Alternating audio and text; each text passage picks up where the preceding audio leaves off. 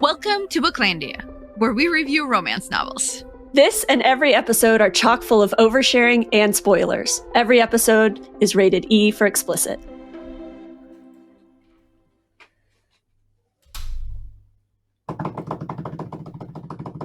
Okay. Hi! Are we doing it? Is it working? Oh my god. Are we rolling? Is it We're happening? rolling. I believe so, yes. According to all of the buttons, we're rolling. All of the things are blinking in a not scary, we're going to crash this spaceship kind of way. Yes. No landing on an ice planet for us, baby. Excellent. That was it. That was a reference from last season. Yeah. Deep cut. That's right. Deep cut. Okay. Hi. So, welcome to Booklandia. We haven't done this in a year.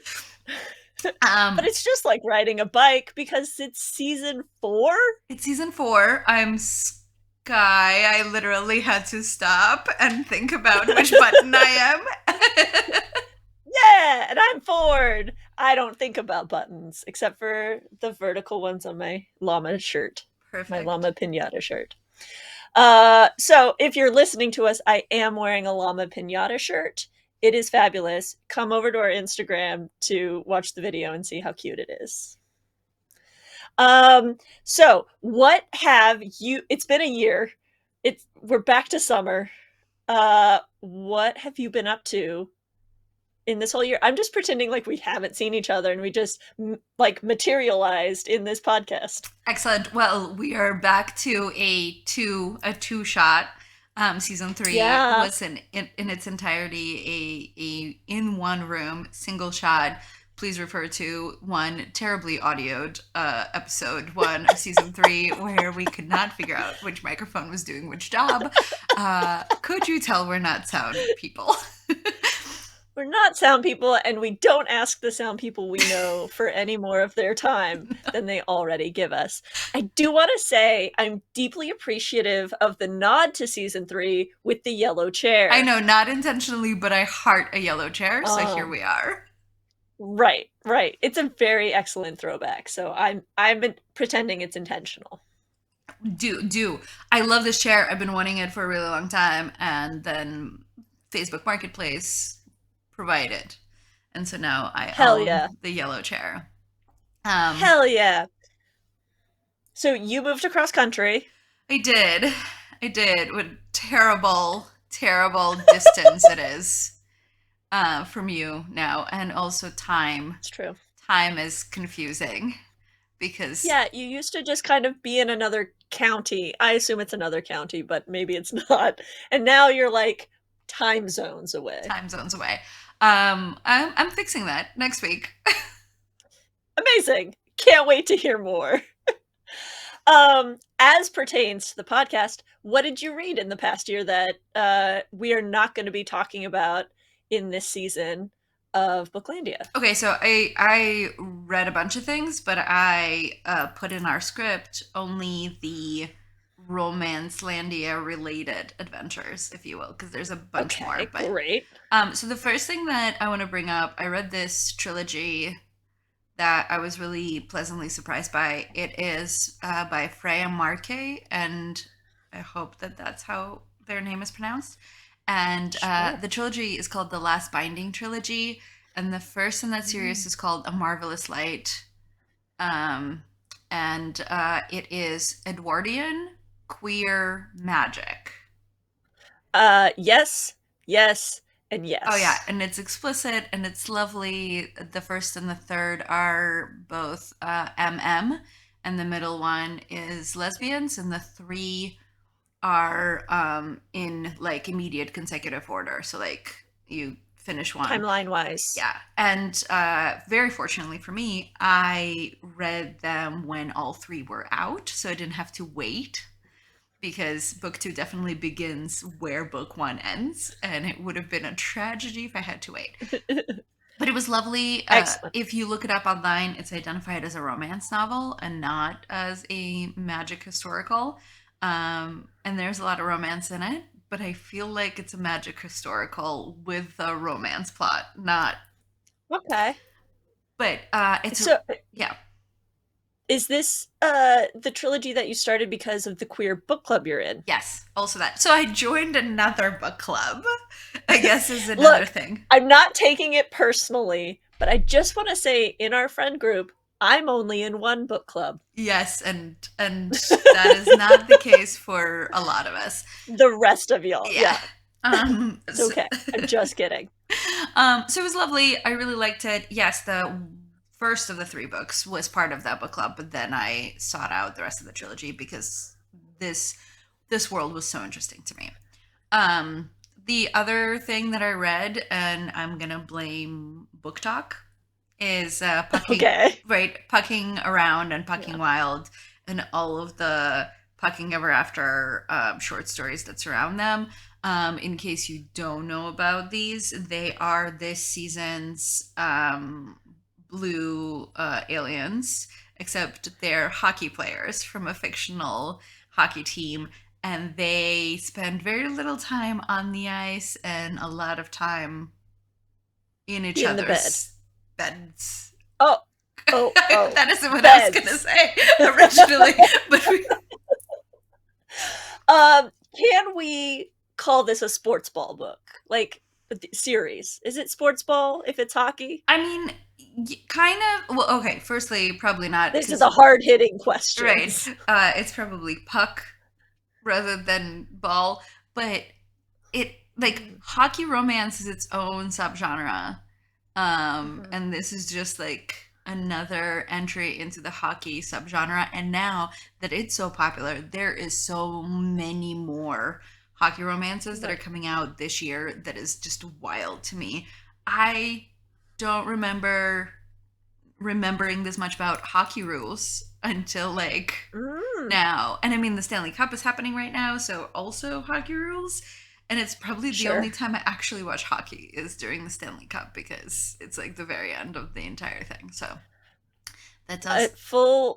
Full admission, I will only watch hockey for the fights. Like I'm just there for the fist fights because otherwise I'm just too cold. I need you to know that one of the two teams currently playing for the Stanley Cups, one of the players' last name is Hyman, and Mm-hmm. he broke his stick yesterday during a Uh game. And the oh. conversation by the commentators was Mm-hmm. Hyman broke his stick, and we're wondering whose stick was first at the Hyman. And they said it in all seriousness. Yeah. Like this Yeah. was like hard hitting Yes. sports journalism, and I am a Yeah. 13-year-old boy, clearly, Yeah. because The, could not. It was I was like, nope, Mhm. nope. This wow. So that's where we're at. So if you are at my level of entertainment, uh, yeah, I recommend. I will say that the pucking novels are like wildly spicy. Even if you Mm. read The Barbarians, this is far beyond the scope of The Barbarians. In I that, feel like you were talking about there's like polyamory, oh poly yeah, relationships. the first book is a four-person polycule with a really lovely explanation of what that means, with a lot of really fantastic Nice. boundaries. The second book is a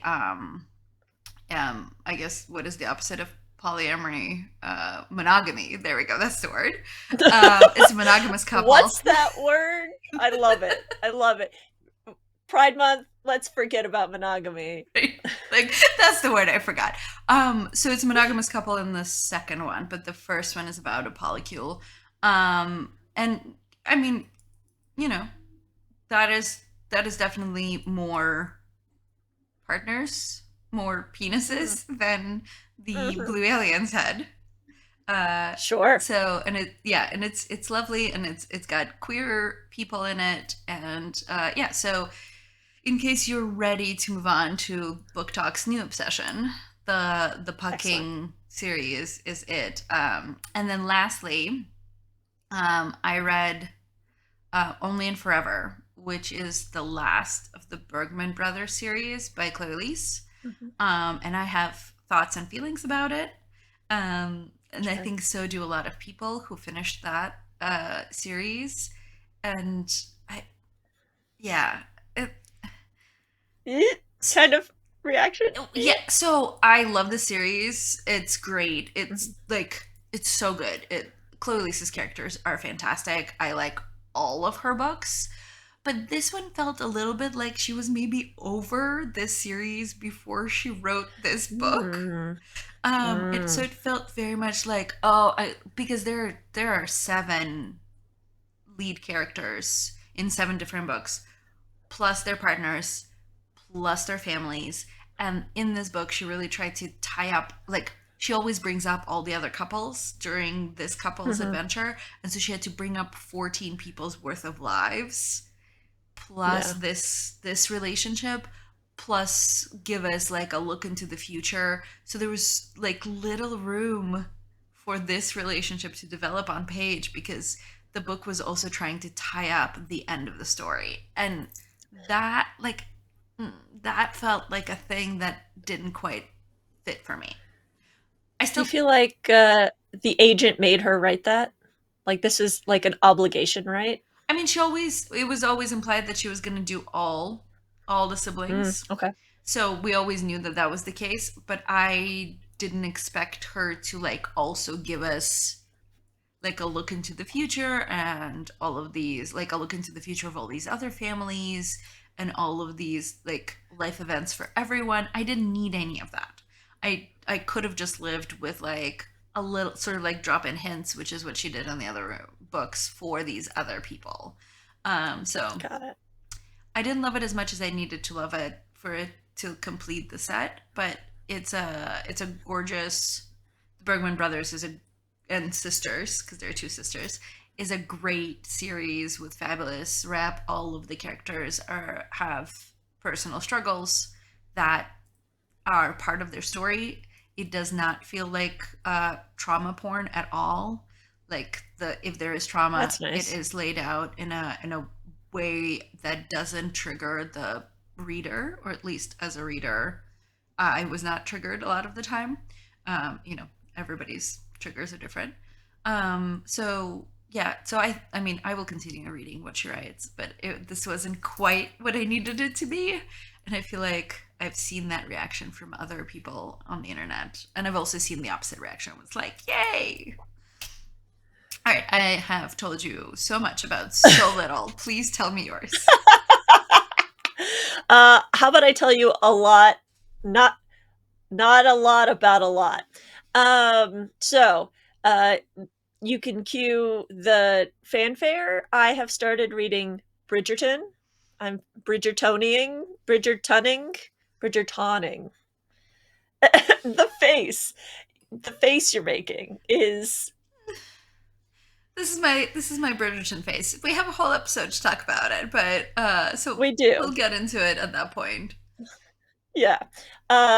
So just I'm caught up on book talk from 3 years ago. So it's happening. Over the course of this year, I also read a handful of books by Evie Mitchell in the Capricorn Cove series. These books tend to be pretty short, kind of like potato chip books. Um, I read one in a couple of hours. It felt like the first book was incredibly spicy, and it's kind of gotten less and less exciting as the books have gone on. Um, I'm 3 or 4 books in, so I don't know if I'll pick the series back up, but I binged a whole bunch in a really short time. I also read the Mead Mishap series by Kimberly Lemming. This is the books that are like that time I got drunk and saved a human, that time I got drunk and yeeted a love potion at a werewolf. They're delightful. It is the main characters for the main characters or love interests in all of the books are plus size black women. It's a fantasy series, so all of the other love interests are werewolves or vampires or dragons or something like that. And they're just joyous and a little cheeky. And there's like the humor written in is just very delightful. So 2 huge thumbs up for that series. I also, if you liked the movie Argyle that had what's his face and what's her face, Henry Cavill and who was uh his huh, counterpart. uh Um, huh, I just what's remember her him face? in this particular Sure. instance. She had red hair in the movie. I think she might have red hair. Anyway, doesn't matter. People are screaming her name at us right now. Well, Dua If you Lipa liked is in that, the movie, but I don't think you mean Dua she Lipa. I do not mean Dua Lipa, and she has like one scene. Yes. Spoiler. Um, like if you enjoyed that movie, which was a very delightful romp, I would recommend The Spy and I by Tiana Smith. It was same vibes basically, different plot. It could have been an Argyle story if you squinted a little. And then lastly, and my biggest accomplishment of the year is that I completed all of Talia Hibbert's backstock. So I read all of the Ravenwood books. All like I'm caught up, I did baby. not know this at all Oh, whoops. because did I have did I? so much to like talk to you about now. Oh, I had no idea that you were reading the backstock. yeah, yeah, Because I yes, yay, Ravenwoods particularly. I've so yeah. okay, good. Pretty good. Yeah. Yeah, Um yeah. It was. I kind of had this secret. I guess it was very secret desire to finish it because the year before last I had read all of what was it, Rachel Lynn Solomon's backstock, or no, I haven't finished hers, she's next. It was somebody else I'd read all of their backstock for. um so yeah, that the completionist in me is really like enjoying that side quest of reading all these books. Okay, so we've caught up on all the little stuff. Shall we dive into The Paradise Problem by Christina Lauren? yes, which is the book that we are talking about. I literally was like, now which button do I push on my Oh, own setup? Here we go. do, do. This is The Paradise Problem by Christina Lauren. Hell Came yeah. out in May 14th of this year, so very recently. Um, Mm-hmm. and I wrote the 30-second synopsis for it if you want to attempt it. Okay, There's a doozy in there, great. not on purpose. This is what I happens. I skimmed it and I was like, is that how it happened? And I was like, oh, right, that is how it happened. Great. Okay, great. Um, yeah, I'm ready. Do you want to count me in? Okay, sure. Three, two, one, go. Marriage of convenience from years past gets reignited when he needs a wife for a family function, and she is desperate to move on from her sexed on couch. A private island, unlimited funds, and a see through shower. What could possibly go wrong when Anna is trying hard not to fall for her ex, but nothing happened in the past husband? Well done. While Liam is definitely sneaking a peek at what the future could hold for them if they let it. Hey, plenty of time. Plenty of Excellent time. synopsis. Oh, That's a really good blurb. Like it just peels back the curtain, so to speak, of what this book's about. yeah. Oh, Marriage of thank convenience. you.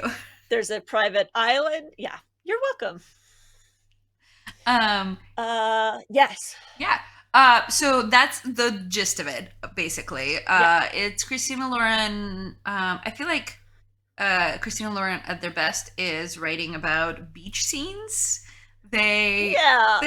they like San Diego. They like any other beachy adventures. I don't blame Mm-hmm. them. Beachy adventures are lovely.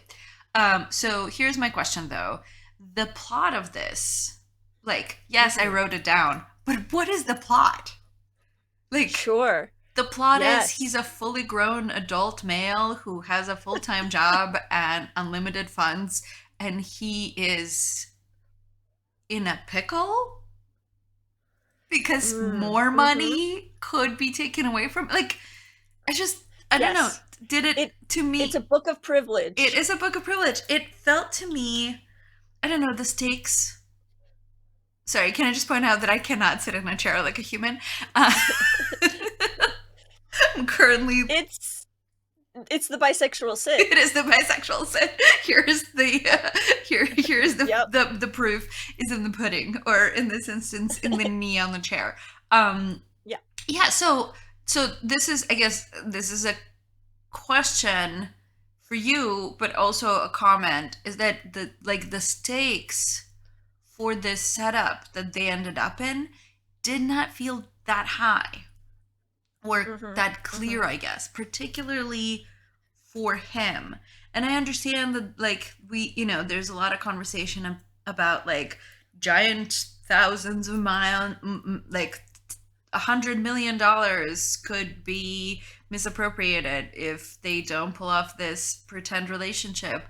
But it did not, I don't know, it didn't really resonate. Her stakes, I was pretty clear on, and they seemed pretty Yeah. real.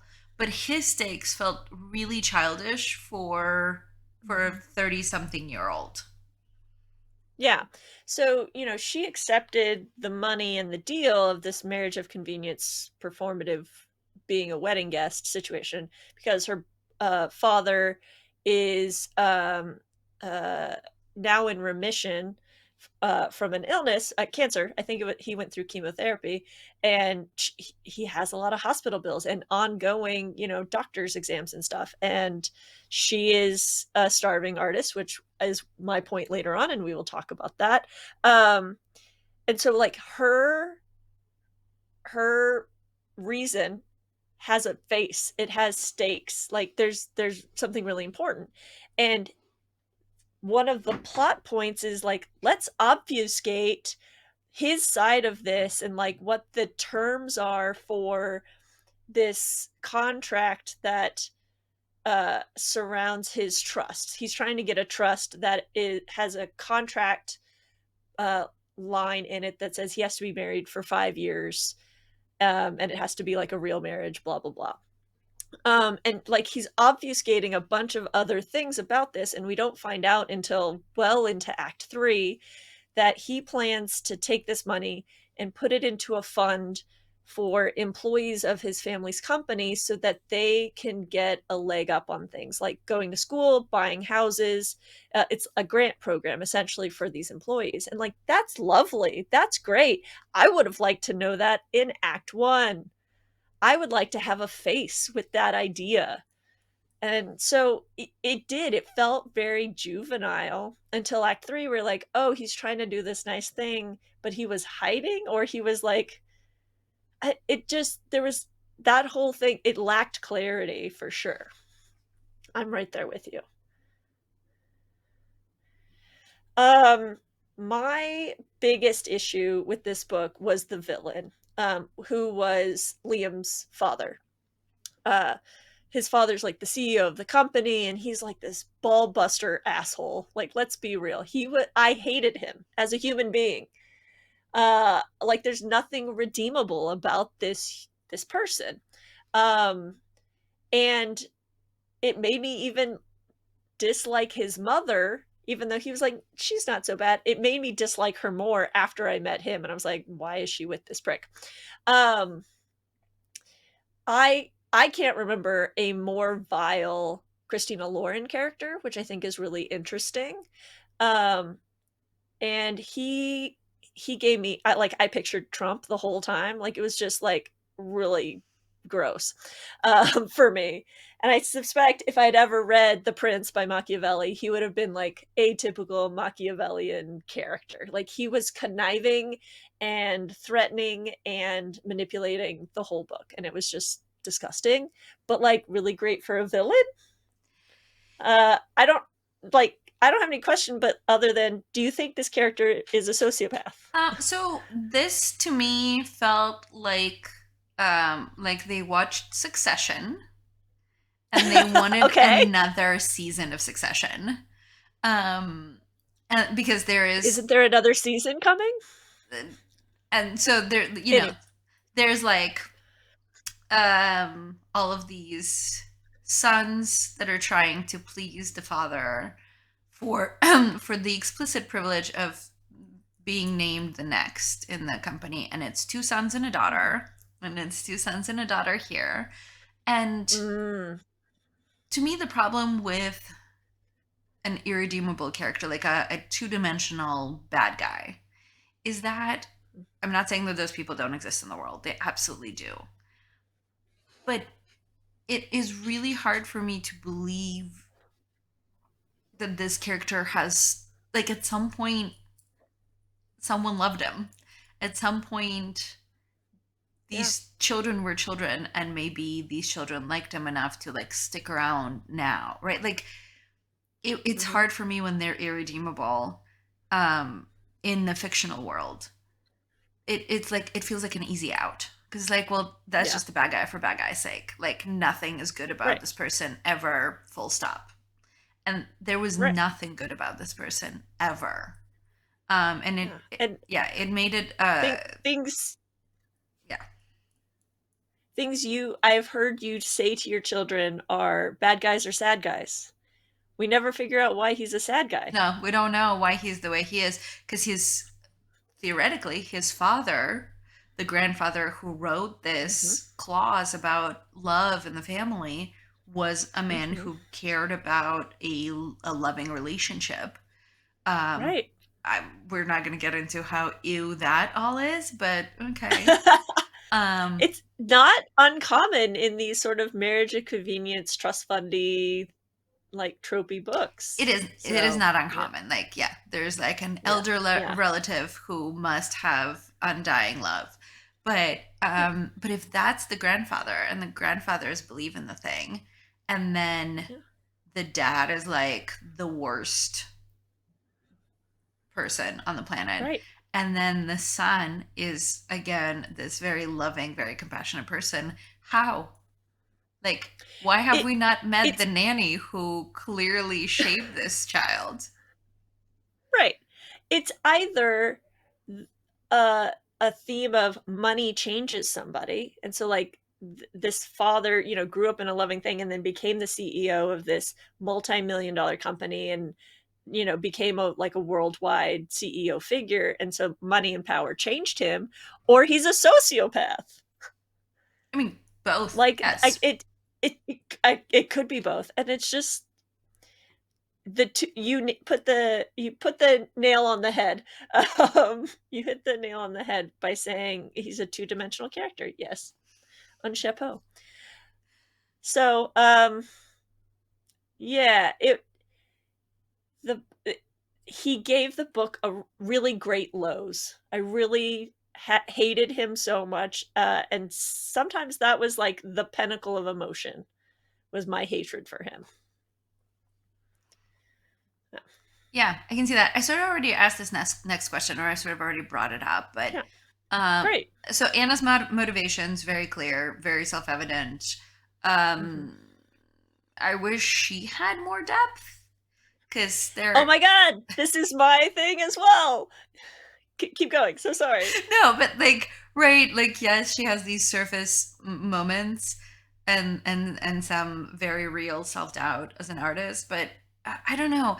I guess here's the thing. Did I want too much from this romance novel? Like, am I asking these Mm, people to be really complex people, and this is meant to be ice cream? Right? I'm just meant to enjoy all mm, of the fluff, and I'm like digging into it. And I think because we've been really privileged to read some really great three-dimensional characters who also find mhm, love, this, I feel like this, I kept trying to like find the inner depths of these people and came up really short. mhm, Like the best friend was really interesting. I really wanted to know about her best friend, but Anna mhm. seemed really not not deep. Um, Yeah, so I had the same problem. I found myself really judging her and kind of thinking of her as a loser, and it really caused me to sort of confront my privilege. I've been really privileged as an artist to be successful in my career and make money at my career, and um we have not mentioned it. She's a painter, she's a visual artist. and her paintings haven't sold. Like that's sort of the beginning of she works in a convenience store, and she gets fired from that convenience store job in the first chapter of the book.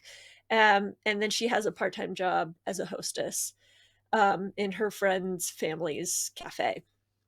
And but she's trying to be a painter and get her painting sold. And I was just like, who is this what is she, what, like, I understand she has to take care of her father and all of her money goes to that, and like she's noble in that way, but I just couldn't stop judging her. I mean, And I felt like she was unmotivated in her career. It was sort of hard for me to read, and I'm still kind of reeling about it. are Go ahead. we the wrong generation? Like, is she a millennial and we are not? Like, is that what's happening? I'm a millennial. Are you though? I'm an In your elder. soul? I'm an elder. No, I'm 85 in my soul and I want to be retired. I'm an Exactly. elder, probably an elder millennial. So maybe. And like my question for you, because I know that you are a visual artist along with your theater art, like did this starving artist side of Anna ring true? Um, was that portrayal accurate of like unsuccessful fine artists, as you know?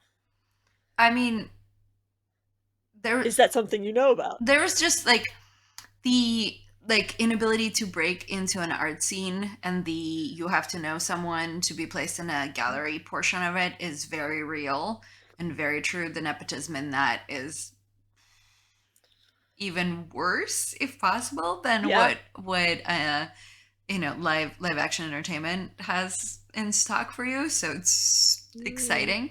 um uh but like, yeah, that part was believable. The fact that she got into that her very first showing was in Laguna Beach, I was like, no, it wasn't. No, it wasn't. They're like, none of those galleries would take a yeah. first time artist. Yeah, your paintings are getting hung in the cafe Right, down the yes, street. exactly. Yeah. Yeah, they're not getting hung at a show unless there's more information we don't have about Mhm. like first time artists, and she had to apply for like all of this stuff that could happen but is not as easily accessible as like my agent just placed my paintings in a Laguna Beach. Right. For those of you who don't know, Laguna Beach has really exclusive art galleries, and they're lovely, but Mm, they're very high end. And I I did not know that. oh, they are all around I, where you got married. I know. I didn't go in them. I can't afford that. Exactly. Exactly. Exactly. Exactly. They're like So what? these really shiny, glossy, like lots of Mhm. zeros kind of spaces. And so it was hard to believe that as a first time artist, that's the space she ended up in. Um, Yeah. And also during the book, she finds out that 3 of her paintings got bought. We find out that, well, spoiler alert, we didn't tell you, but yes, we did. We said it in the we intro. did. Spoilers We all did. around. Spoilers all around. Um, we find out that Liam was the one to buy them, which is basically insider trading because him buying those created a rush on people wanting to buy her other paintings and galleries wanting to snatch those up because now they see that people find value in them, which is exactly what his father goes to jail for. And I'm just like, huh, Huh. maybe everybody is bad. Everybody's bad. Everybody's bad in some way. Everybody's bad. Um, So, yeah. yeah, what, like, So it's I mean, it just goes back to, are we digging too deep right. into this dessert? Right. We're eating marshmallow fluff and we're expecting a pavlova. Is that what you're saying? Yes, yeah. Good job following me on that particular Thank you. trail and making Thank it you. into a reasonable thing. Yeah. I think maybe that's I what it feel like is. I've had this problem with other books, and what you've told me is, what would we talk about then? Like it's our job here in this podcast to get nitty-gritty. Yes, true. Um but I also really agree with you that we've read really exceptional books, and we've read really exceptional books from Christina Lauren. Yes. Do we also just have a high expectation? Because Yeah. we've really ridden the roller coaster with them, and we're still riding the roller coaster with them. Yeah. No, I think And there's been some non-exceptional that books. exact and some really, really great ones. So yeah, I think, Hmm. and I talk about, this is sort of an after the break conversation, but this was not as good as um, the soulmate equation and true love experiment. True love experiment more so than soulmate equation. I liked it. I thought that was like them at their peak recently. Mm, Um, okay. I still haven't read True Love Experiment, True love so now I experiment guess I have is work to do. definitely the um yeah, because the soulmate equation, but the true love experiment was really excellent. Mm, Um, okay. All right. and they're in the same universe. The two books, Yeah. they're connected. But Okay. anyways, so this was not as good. Um, it yeah, it just I don't know. These people just needed more Okay. depth, and Sure. they did not have that depth for me. Yeah. Um, Before we go to break, let's talk about tropes, Mm-hmm. very briefly. So, as we mentioned in the blurb, most of this book is set on a private island, um, Singapore, private island in Singapore, I think. It's near yeah, it's in Southeast Asia, and Yeah, yeah. it's somewhere in Malaysia maybe. There's not Okay, like I can't remember. yeah, I can't remember exactly, but it's a fictional fictional island. private island. So there was a half a page, maybe 2 pages when they arrive at this island where they talk about that this is a sustainable island. They make the food here on the island. All of the materials are sustainable. They practice sustainable practices for their guests. There's a spa, there's a garden, there's all this stuff. And like they keep hinting to it throughout the book.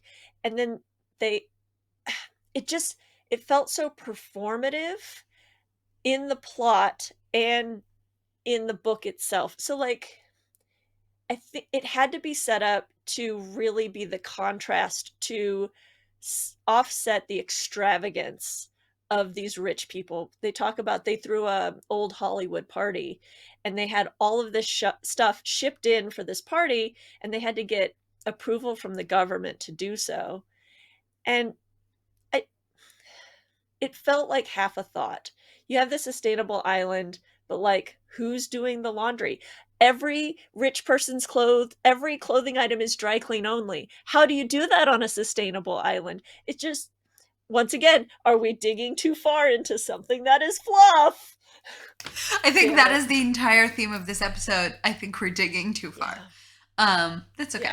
Yeah. So the ones that I wrote down I, is there's only one see-through shower, nowhere else to shower on nice. this island.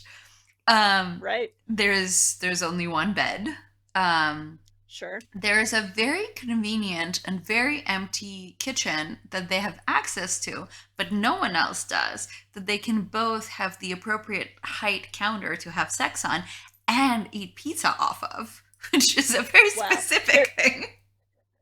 they did clean it. There was a mention of cleaning it after the sex before the pizza. But yes, Um, I did forgive that because it was the middle of the night. sure, and it's a private island, so chances are no one locks anything. Because why would they? Right. Right. So yeah, that was most believable of the whole thing. And then there's like an entire Pretty Woman montage uh, Yeah. on literally on Yeah. Rodeo Drive. Right. And then there's a comment, and this is not maybe well, it is a trope according to this book that rich women have less pubic hair. The Oh, I thought you were gonna say long, pointy, useless I nails. mean That's not true. that makes sense because they have a lot of service staff that can help them with everything. But Yeah. there's like a comment about the fact that she has to go get a wax because Mm-hmm. if she was a woman of means, then she would have waxed body parts. And I'm like, Uh, one can be both wealthy and also prefer to go au natural. Like the two do not. But maybe not, because a lot of that part of the book was she has to play this part. So it's part of fitting in, and if, culturally as a group, rich women wear Louboutins, have their nails and hair done, don't wear underwear. I like what you have to Yes. Oh, play I the will part. put that into the trope category. Must, for reasons that don't make any sense, must not wear underwear.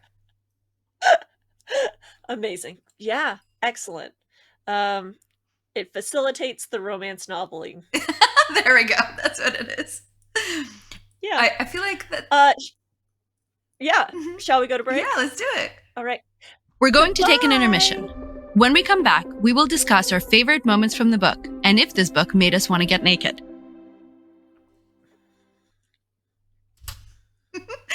Hello. I assume by the waving that you were ready.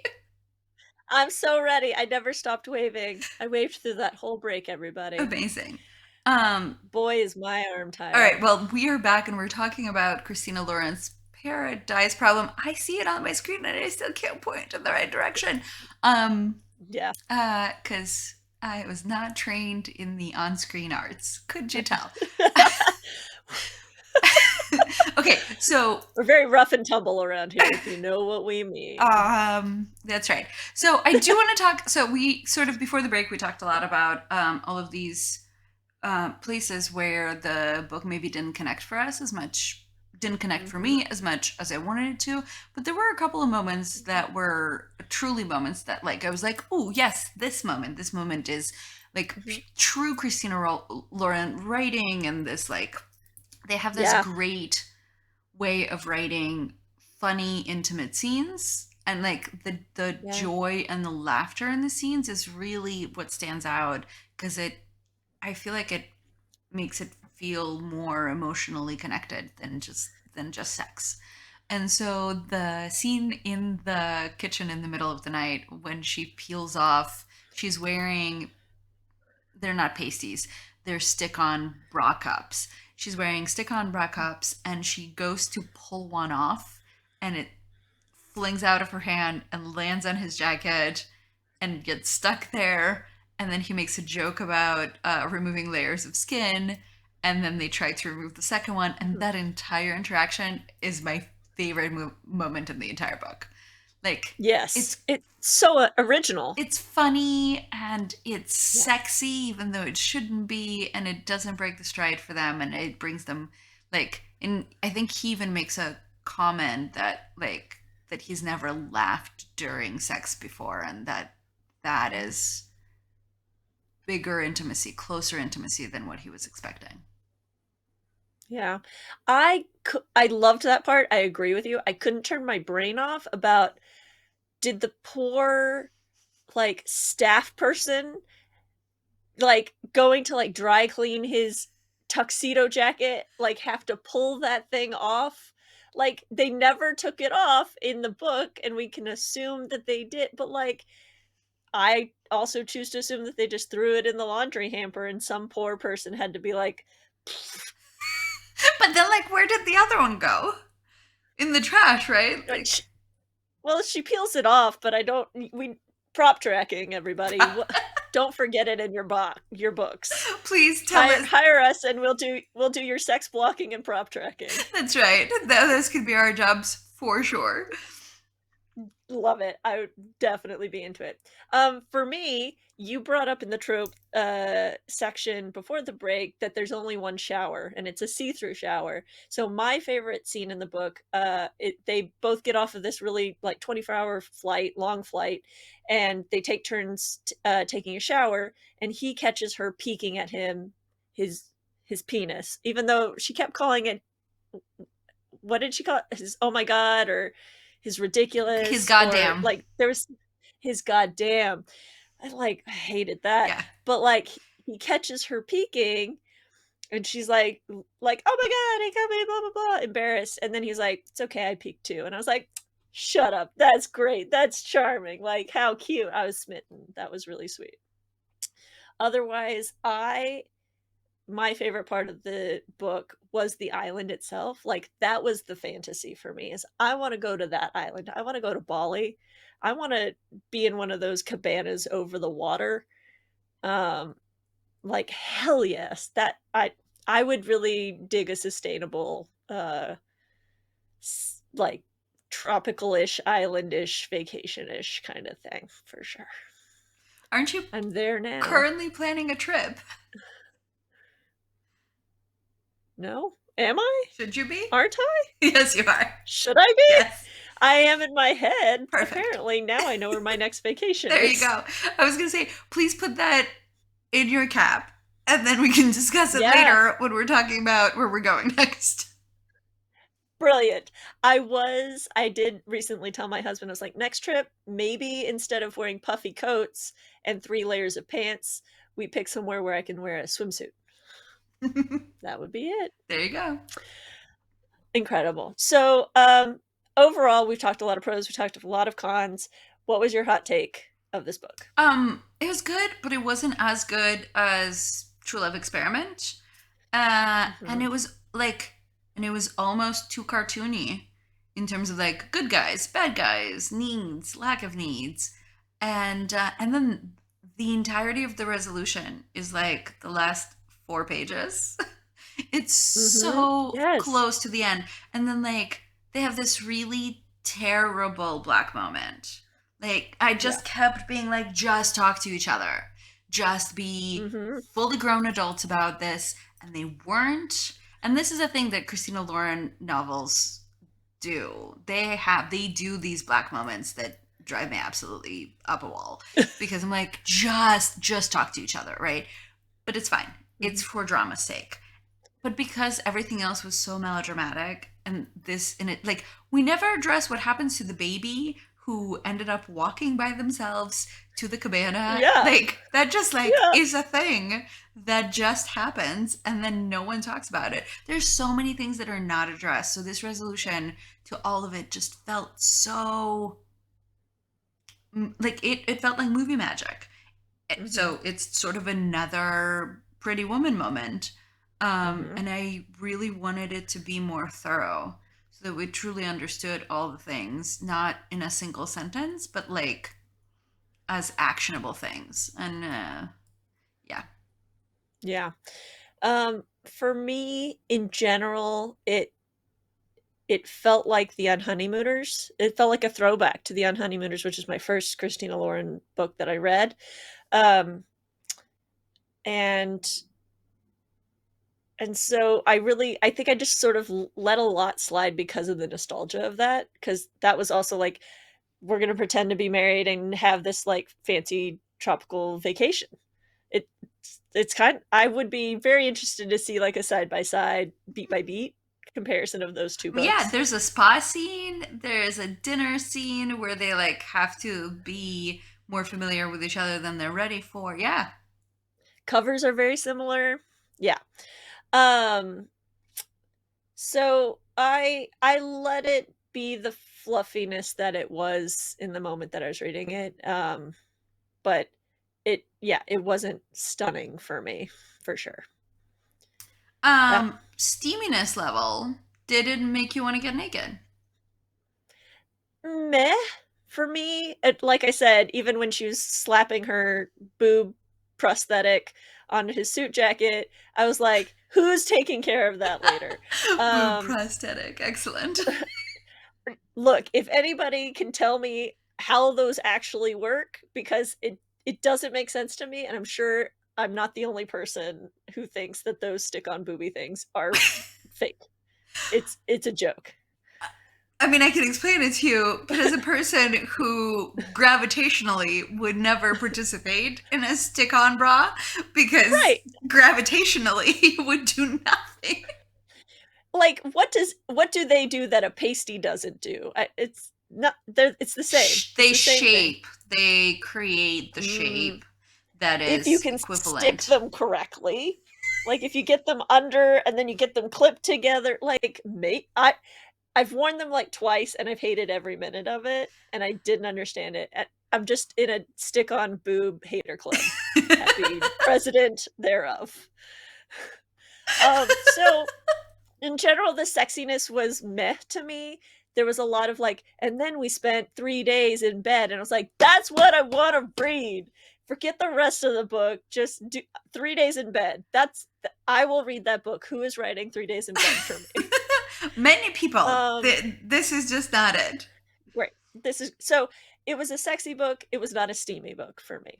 Fair. Fair. I would summarize this whole book. We've been talking about fluffy, but I had this really brilliant idea right before we went to break. This book was built on a beach of sand. Oh, on a beach of sand? I guess. Shut up. Shut up. It was brilliant. That was the best metaphor I've ever written from my mouth. This is amazing. Skye, this is incredible. Did this book make you want to get naked? Some of the time. Okay. They have an entire scene on the beach in the sand, and she is not wearing any underwear, and sand is sandy. I thought they had that was the post pizza scene, right? Right. Yeah, when they fall asleep on the Part sand. 2. It's part 2. See, to me, in my head, I staged that on like the patio just outside the kitchen. Like there's a little plank. I thought it was plankage. I definitely. But still sandy. It's definitely sand because, like, doesn't someone wake them up in the morning? And no, they wake up before. Before everybody. Worried about it. Okay, but so I don't know if you've ever attempted the sandy sand adventure. Yeah. Yeah. All I can say about it is hard pass. Yeah. Hard pass. Never again. I camped on the sand once, and I was like, yeah, you can't keep the sand out of your tent.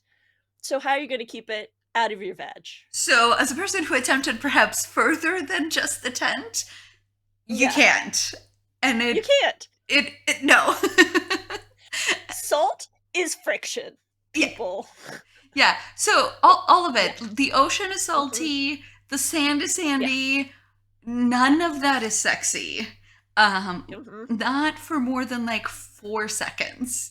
Because that is when you want to stop and get a baby wipe.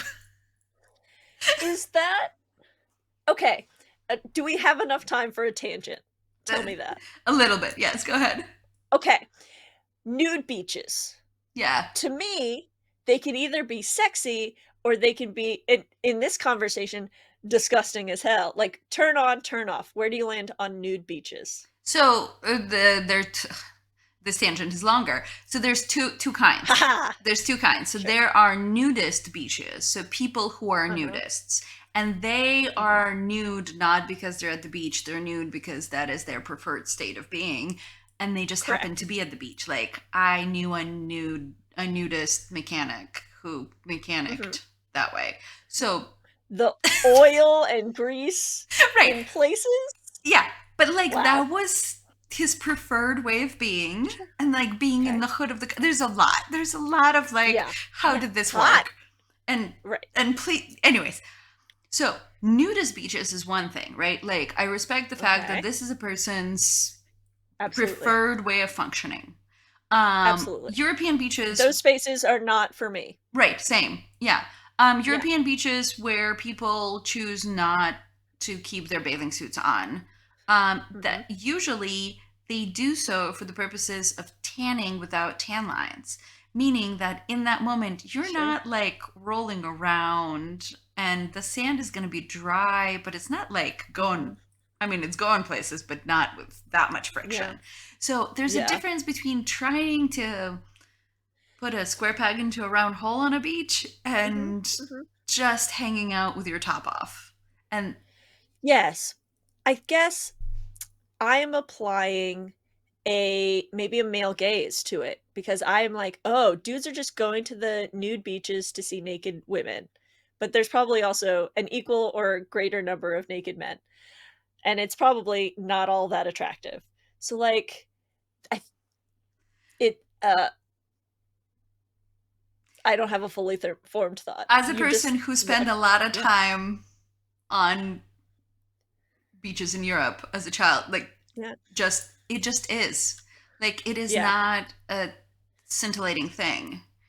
Sure. It So just there's also I also have an American sensibility too, like that prudish, cultured, right. Yeah, like no. it's not a thing for you, but it's like such a like It is ick thing so for me. common to just untie the ties on your top and not Yeah. expose yourself necessarily, but Sure. just to like have your back tan without the lines. And that's Now, all it is. And then like someone ties you back up when you sit up. And see, my mom did that growing up as a child, but like that was just beaching. She exactly. was she was just beach, and so Exactly. It is but I just imagine beach. but so nude beaches aren't just like I'm gonna go like run into the ocean You can, nude like a babe. Okay, see, that's but again, apparently but it's let's but it's unpack Leah's trauma. but it's like right, it's the same thing as like think about I don't know, I think a lot about celebrities who wear see-through garments to award Hmm. shows where they're photographed and a lot of people see them. It is Yeah. their choice, right? It is their body and their Hmm. choice, and this is how they are presenting themselves. Hmm. And Hmm. Hmm. some people may find that sexual and some people may not, Yeah. but it isn't meant, well, for people Right. at award shows, it might be meant sexually, but it Right. isn't meant as a sexual invitation, right? It is just meant as a Yeah. presentation of self. And so there's just a Yeah. lot more people who are comfortable presenting their entire selves to Yeah. the world, like to the world at large. There are Hmm. children on the beaches where people don't wear any kind of clothing, and that isn't Hmm. weird at all. And here it would Yeah. be a huge deal. It's a huge scandal. Huge A scandal. scandal, though. Children don't wear Yeah. bathing suits until essentially like up to puberty, really, because Right. they're just children playing Right. in the surf. Like, what harm could they do? Right. And here, Right. like infants are wearing like two-piece bathing Swim suits diapers. and swim Yeah. Yeah. Yeah. diapers, right? Yeah. Yeah. And so it's just a different Mhm. sensibility. It's not, but so my point originally is that being naked and enjoying the beach on a beach day is different than naked activities on the beach, which are Sure. a rough situation. Yeah. Yes. Yeah. Friction. I think Friction. the application of friction for Exactly. sure. Yes. Don't do friction, but do No, tan if you would like. no body surfing in the nude. No, no, that's not pleasant. So yeah. Uh, on that note, I get to ask you, what are we doing next? What are you reading next? So as I mentioned, I'm currently reading Bridgerton. I'm in book 3. Um, and our next episode, are we telling the people what our next episode will be? So a double-edged sword here. Sometimes Yeah, when we tell people what the next episode is, then things happen and we have to we reschedule change. and we Sure. change. So it is, you know what? It's the Russian roulette of episode titles, I guess. We think that the next episode, Possible. Wait. one possible option for episode 2 is Roll the dice. Allie Hazelwood's Bride. Hell Um, yeah. yes. Exciting. Ooh. I know something My happened to your camera and it got the really sun is bright. setting. Oh, I see, I And so see. it had to recalibrate. Yes, Allie Hazelwood's Bride. Allie Hazelwood's foray into the the romantasy genre. Yes, paranormal Paranormal romance. romance. Hell I yeah. have so Which, many things. yeah. If y'all remember, I'm a big fan of the paranormal romance genre, so I'm looking forward to getting into this one. Yes. Um, Cracks knuckles. exactly. I feel like we weren't very complimentary to Paradise Problem, and I sort of feel like in the last minute I should tell you that like I gave it 4 stars. I thought it was Yeah, good. It just like I yeah. wanted more out of it, but it wasn't. I'm not saying it wasn't good. I've just come to expect such excellence from them that I wanted Mhm. even more. Sure. I I think I rated it highly too because I enjoyed it more than I think Something Wilder was maybe one of the last books I read, and that one was kind of a want for me. Um, So I think it got at least half a star increase because I was like, oh, thank God. Right. This one didn't suck. Yes. So, not a super high, not a super low, somewhere right in the middle for C low. Yes. Nailed it. Nice. It was lovely to see you. Happy It season was lovely 4. to see you. Oh my God. And I can't wait for next one. I can't wait for next one too. I just want to admire how different our hairstyles are between our little bug and where we're at now. I mean, yeah, I was thinking that too, actually. I also will say that in our outro, we're going to tell you about Twitter, and I noticed that the other way. Don't go to Twitter. Yes, we need to record a new outro, turns out. Hey, Finn. Damn it. But yes, hairstyles, V cartoony hairstyles. Yours looks incredible. Thank you. Yours looks, I'm loving the pink. Pink to blue, pink to purple fade. So good. Chef's kiss. Thank you. You're welcome. All right. See you next time on Booklandia, where we may or may not talk about Allie Hazelwood's Bride. Make no promises because we make no plans. True that. We're going to take an intermission for an episode. When we come back, we will discuss our favorite moments from the book. Follow us on YouTube, Facebook, and naked. Instagram at l.skyford, Twitter at skyfordl, and hit up our blog, lskyford.com. We love you to the moon and back, so don't forget to rate and subscribe. Our eternal thanks for the audio editing and support provided by Finnegan Murphy, who you can find on Twitter at Finnegan1, that's FIONNEGAN, numeral 1, and sometimes Sky herself.